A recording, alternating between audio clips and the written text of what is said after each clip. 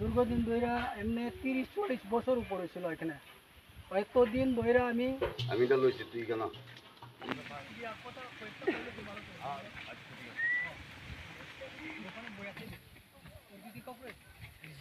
কোন জায়গা? হাজরাপাড়া, কোন এডিসি ভিলেজ?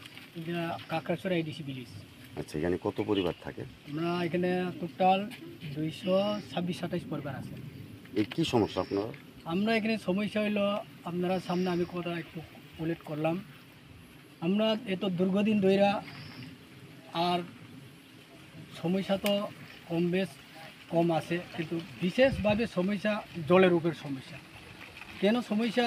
আমরা বর্ষাকাল আর শীতকাল ওখানে একমাত্র এত দীর্ঘদিন ধরে একমাত্র পুরান রিঙ্কওয়ার একটা আসলো এই এরিয়া, সবাই এই গ্রামের লোক এখানে খায়।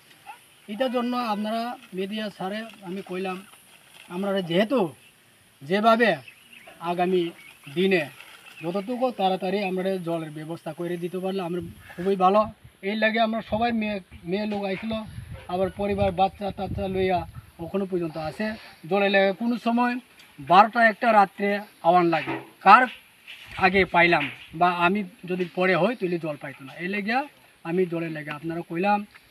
আবার শুধু আমরা হাজরা না, এই এরিয়া আমরা কাকড়াছড়া ভিলেজ শুধু সব জায়গাতে বুদ্ধিহাম বা চানমণি আর ওই অলরাম সব জায়গাতে আমরা জলের সমস্যা খুব কঠিন। সাপ্লাই আছে না? সাপ্লাই আছে, ওই আমরা এসপির সামনে একটা আছে আর অঙ্গনাবাদী ওয়ার্কার এখানে একটা আছে। জল আয়ে কিন্তু জল পরিষ্কার হয় না, আয়রন আছে।